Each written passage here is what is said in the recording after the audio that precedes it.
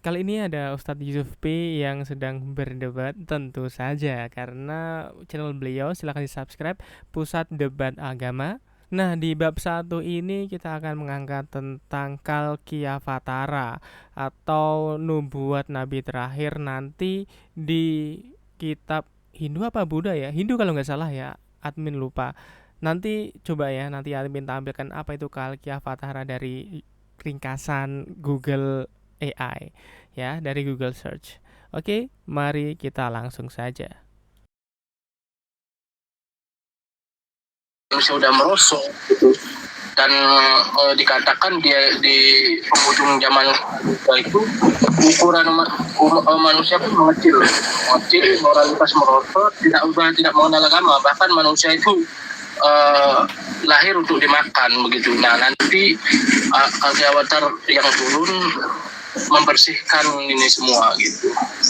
Tapi kan ada ciri-cirinya kaki avatar itu. Ya, ciri-cirinya tidak identik dengan Nabi Muhammad, mohon maaf. Ya, yang menunggang kuda putih siapa? Ya, kaki avatar. Walaupun Nabi Muhammad menunggang putih, bukan berarti Nabi Muhammad gitu. Karena ya, waktu turunnya beliau itu di penghujung Kali Yuga, dan Kali Yuga itu berlangsung 400 tahun. Nah, Kali Yuga terjadi udah atau belum? Baru 5012 tahun. Coba Bang, kalau kita merujuk ke kitab Mahabharata tuh. Ya. Tentang masalah Kalki Avatar yang membawa pasukan 10.000 pasukan ya 10.000 pasukan membebaskan satu kota. Itu siapa Bang kira-kira? Benar Pak Ustadz. Bukan ini artinya Pak Ustadz kan bahwa lah, kan saya bertanya aja, kira-kira siapa? Ada seorang pemimpin yang membawa 10.000 pasukan dan membebaskan satu kota. Coba Anda buka di saya lupa di Mahabharata berapa gitu. Itu bukan di Mahabharata.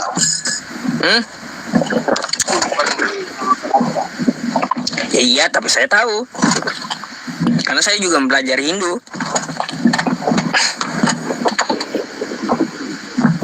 Kenapa kaget?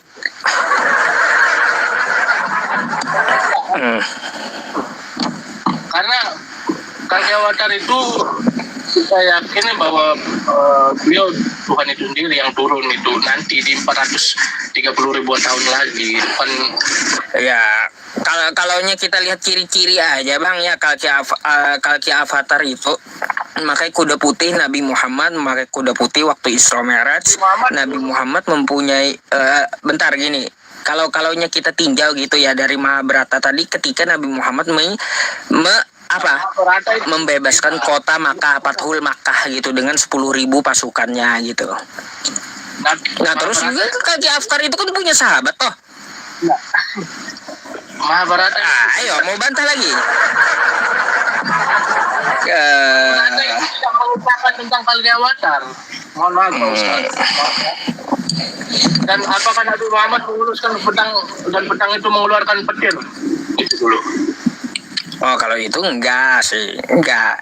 Petir di situ apakah tekstual atau konteks gitu? Ya tekstual itu. Artinya gini, apakah Nabi Muhammad mengeluarkan pedang dengan listrik gitu? Nggak mungkin lah. Ya artinya secara kontekstual kita memahaminya dengan petir. Kenapa dia cabut pedang dengan petir? Kan kayak gitu. Nah, artinya gini. Sampai awal tadi itu ketika dia menghempaskan pedangnya itu adalah petir gitu, berupa petir.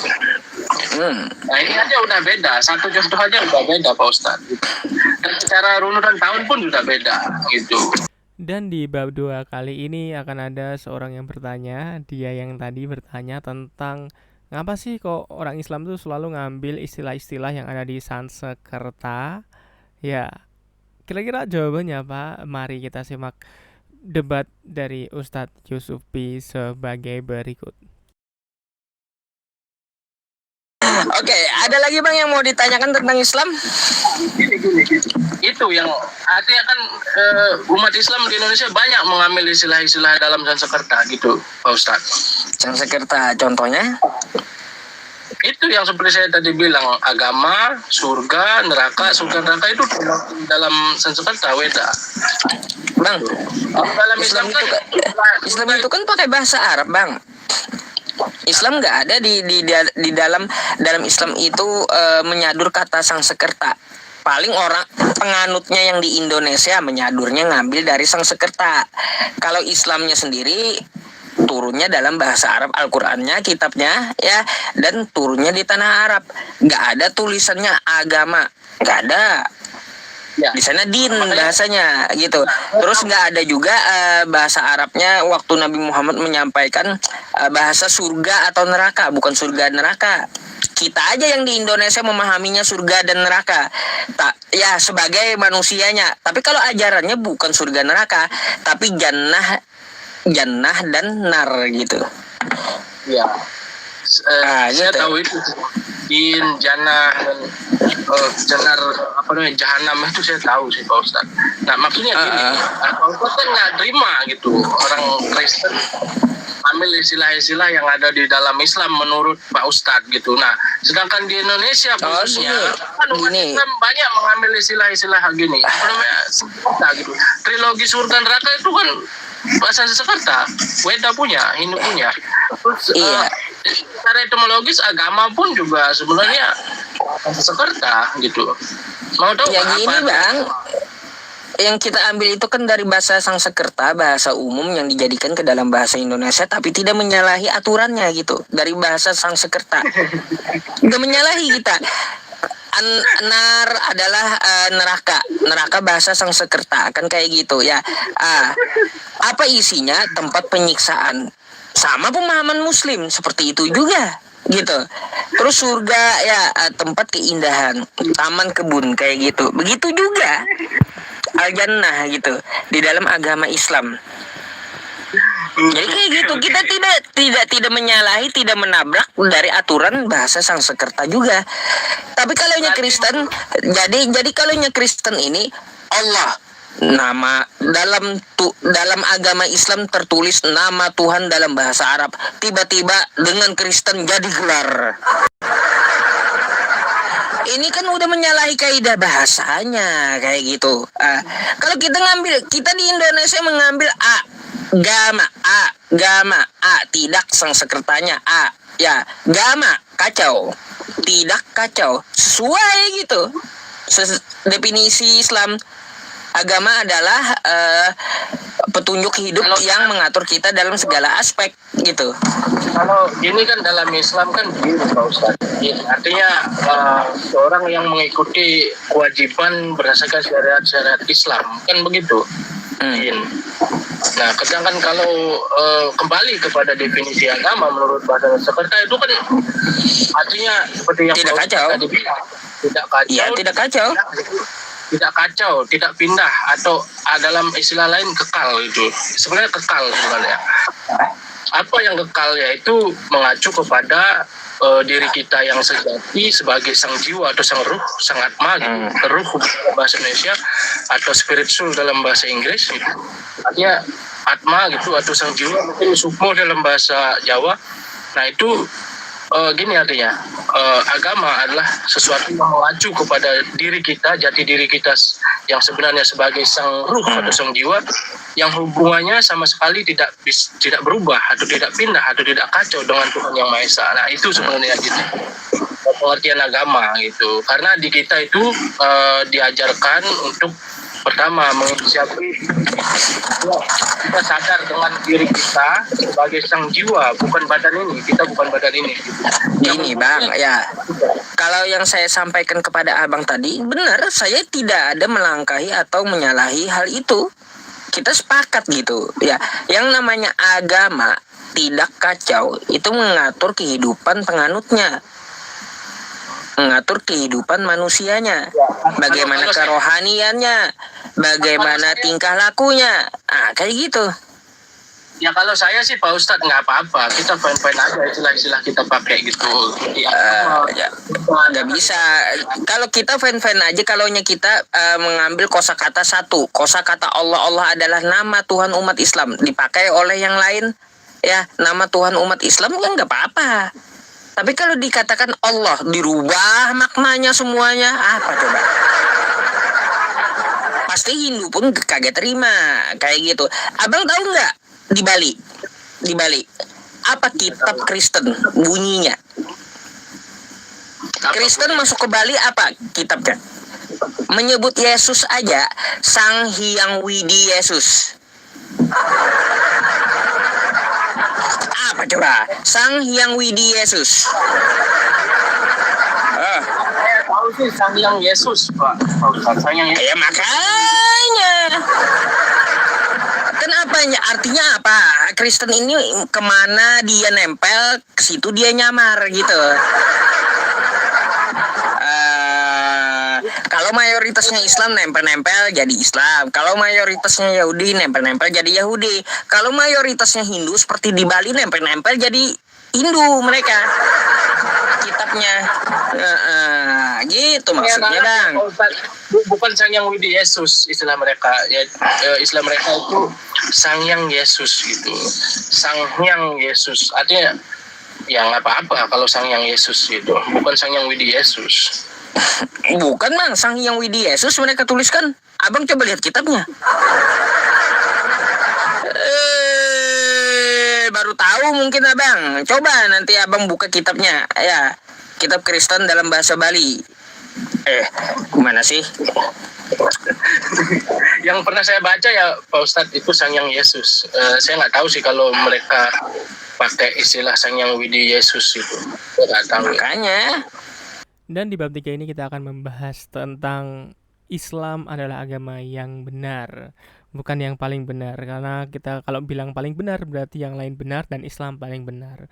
Tapi kalau kita bilang Islam adalah agama yang benar, maka yang lain salah. Tentu saja menurut sudut pandang Islam.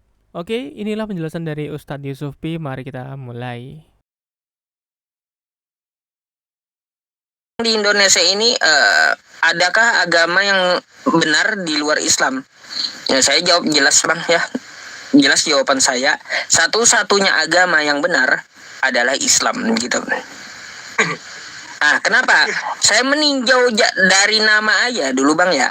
Hindu. Nah, Hindu Abang tahu berasal dari mana, Bang, kosakatanya? Iya, saya tahu Pak Ustadz. Sebenarnya penyebutan yang tepat, istilah yang tepat untuk penganut ajaran Weda itu adalah Sanatana Dharma, bukan Hindu gitu loh. Saya tahu. Iya. Nah, Hindu itu artinya apa? Nah, bentar dulu Pak Ustadz. Jelaskan dulu ya, saya jelaskan. Saya mau tanya aja, Bang. Hindu itu apa artinya? Hindu itu sebenarnya mengacu kepada sungai Sindu itu, karena dulu bangsa Persia tidak mahir menyebutkan istilah Sindu gitu. Artinya kan nama asal kan kayak gitu. Ya, nama asal yang dijadikan agama. Itu kan gini Pak Ustadz. Artinya orang itu udah terlanjur melabelnya seperti itu gitu loh. Yang dikenal dunia sudah seperti itu. Sebenarnya istilah tepat untuk penganut ajaran Weda itu Sanatana Dharma, bukan Hindu gitu. Nah, jadi gini, Bang. Terlebih gini Pak Ustadz, tunggu dulu. Terlebih di Indonesia ya. Ketika pembentukan 5 negara pertama 5 agama yang diakui oleh negara, kita pun ya orang Hindu di Indonesia terpaksa mengikuti standar agama Islam itu, agama-agama Abrahamik supaya mau diikuti. Misalnya Tuhan harus satu gitu, Esanya pun Esa versi Islam kan gitu. Nah, harus ada nabi itu kurang lebih. Jadi label itu mau tidak mau kita paksa terima gitu loh. Istilah itu. Jadi gini, Bang, kalau ini kita lihat kan nama asal Hindu, Buddha nama tokoh kan gitu. Dalam Buddha itu adalah nama tokoh besar dalam Buddhisme, dalam Buddhisme gitu. Nah, ini pertama kita lihat dari namanya aja. Hindu nama asal, nama daerah asal. Buddha nama tokoh. Apalagi di Indonesia ini ada Yahudi. Yahudi nama suku, keturunan dari Yehuda. Terus apalagi Kristen. Kristen ini perkumpulan dari Antioquia, bukan agama. Gitu. Perkumpulan dari Antioquia, bukan agama, dia organisasi yang membesar gitu. Lalu jadilah Kristen di Indonesia, kan kayak gitu. Jadi yang satu-satunya agama itu hanya Islam gitu, yang bernama agama. Makanya ada dalilnya. Dalam Quran surah Ali Imran ayat 19, Innad dina indallahil Islam. Ya, sesungguhnya agama yang diridhoi Allah hanyalah Islam. Tuh. Itu kan din Pak Ustadz, bukan agama. Din, kalau Pak iya. Ustadz mau mengklaim, bentar. Kalau Pak Ustadz mau mengklaim istilah agama yang paling benar, Pak Ustadz nggak usah pakai istilah agama itu. Oke Pak Ustadz pakai istilah. Bukan. Karena agama itu secara etimologis berasal dari bahasa Sanskerta. Gitu. Nah ini yang menjadi masalah. Itu din. Ya din ya. Kalau Pak Ustadz bilang din ya nggak masalah. Iya. Ya kan kalau pengertian saya menerjemahkannya kan ke dalam bahasa Indonesia agama jadinya. Gimana sih? Kan namanya saya menerjemahkan kayak gimana? Kalaunya Anda mau pakai nama asal Sanskertanya ya kalaunya dalam nama bahasa Arabnya ya jelas din gitu. Tapi kan saya orang Indonesia menerjemahkan gitu dalam bahasa Indonesia, kocak juga. Ini Pak Ustadz, sejauh apapun umat Islam di Indonesia khususnya ya mengklaim agama paling sempurna, paling bagus, yang seperti Ustadz bilang paling benar gitu, akan gugur selama memakai istilah agama. Karena agama itu etimologisnya dari bahasa Sanskerta. Gitu Pak. Iya, pemahaman orang Indonesia aja. Masalah sih kalau din, mau pakai din masalah. Sebenarnya din yang di ini ya, din yang diridhoi Allah kan kayak gitu seharusnya. Dalam bahasa Arabnya makanya kan saya bacakan aja Inna dina indallahil Islam. Din. Inna dina indallahil Islam. Ya, sesungguhnya agama yang diridhoi Allah hanyalah Islam. Terus Ali Imran ayat 85 wa may yabtaghi ghairal islami dina fala yuqbala min wa huwa fil akhirati minal khasirin. Ya, barang siapa yang memilih agama selain agama Islam maka tidak diterima oleh Tuhan semesta alam. Atau menurut saya gini Pak Ustadz, harusnya barang siapa yang menerima din ya itu kalaunya kita mau pakai bahasa Arabnya.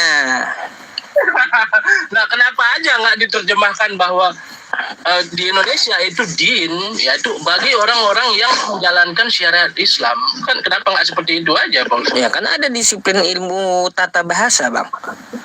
Ya, artinya kan gini. Nggak bisa sembarangan kita. Disiplin ilmu tata bahasa ada pakarnya.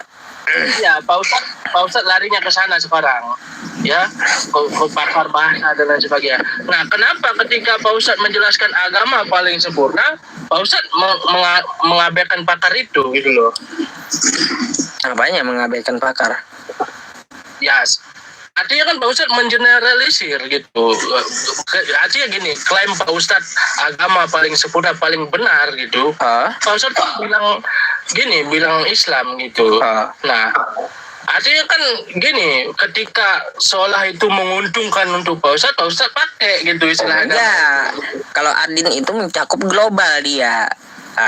Anda aja yang kagak ngerti. Gitu, Bang. Jadi cakupannya luas. Adin itu bisa juga, bukan diterjemahkan agama bisa. Nah, beda lagi kan? Oke Pak Ustadz. Oke, saya gini sih Pak Ustadz, nggak apa-apa orang Islam itu memakai istilah-istilah dalam Sanskerta itu nggak apa-apa gitu. Nggak apa-apa. Oke. Ada lagi? Itu aja? Ya nggak ada sih Pak Ustadz. Saya pengen itu aja, soalnya kemarin saya lihat Pak Ustadz nggak rela gitu istilah-istilah dalam Islam. Iya, tetap keras saya kembalikan, oke ya? Oke Pak Ustadz. Oke. Assalamualaikum Pak Ustadz. Ya, waalaikum. Aduh, berasa susah banget ya kalau emang debat sama orang-orang yang bebal. Ya masa kita ngomong sama bahasa Indonesia terus nggak boleh pakai istilah agama. Maksudnya agama Islam tuh tidak boleh pakai nama agama, nggak boleh pakai kata agama dalam menyebut agama Islam karena sejauh apapun Islam mengatakan Islam agama yang benar, Islam agama yang perfect, tapi kalau masih pakai agama berarti salah. Loh, itu logika dari mana? Coba gini loh maksudnya, kalau kita debat sama orang Indonesia, ya pakai istilah yang ada di Indonesia. Din ya agama, jannah ya surga. Ya nanti kalau misalnya situ ngomong pakai bahasa Indonesia terus dijawab pakai bahasa Arab, situ nanti nggak paham. Dijawab pakai bahasa Arab sama Ustadz Yusufi, situ nanti nggak paham. Nanti bilang kalau kamu di Indonesia jangan pakai bahasa luar. Kalau kamu di Indonesia jangan pakai bahasa Arab. Ntar lu kayak gitu. Pret lah. Itu pinter-pinternya lu ngeles aja. Jadi kalau kita menyamakan persepsi kalau debat pakai bahasa Indonesia, ya kita mencoba untuk menggunakan bahasa Indonesia sebagai dasar-dasar bicaranya. Jangan sampai lu nanti bilang kalau lu debat pakai bahasa Indonesia, sebagus apapun lu debat, maka Islam tetap salah karena Islam bahasa Arab asalnya. Ya nggak gitulah. Dakwah itu selalu digunakan bahasa lokal setempat. Dakwah selalu menggunakan bahasa lokal setempat agar orang-orang setempat itu paham. Tapi kalau kitab suci itu harus pakai bahasa aslinya.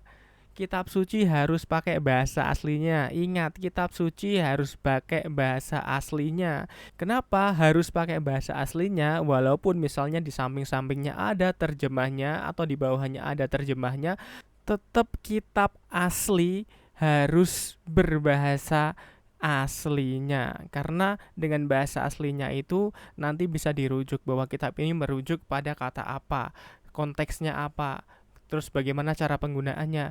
Kalau bahasa terjemahan udah nggak bisa ditelusuri lagi konteksnya, nggak bisa ditelusuri lagi cara penggunaannya. Makanya banyak yang orang ketika baca terjemahan itu tanpa tahu asal-usulnya mereka akan berpikiran liar, berpikiran menurut cara berpikir mereka sendiri, tidak sesuai konteksnya. Dan itu yang dilakukan oleh orang-orang misionaris yang cuman bisa bahasa terjemahnya dan nggak bisa bahasa Arab, nggak bisa bahasa nggak bisa nahu sorof, tata grammar bahasa Arab juga nggak bisa, cuman bahasa terjemahnya. Tafsir juga nggak bisa, ulumul Quran nggak bisa, ulumul hadis nggak bisa.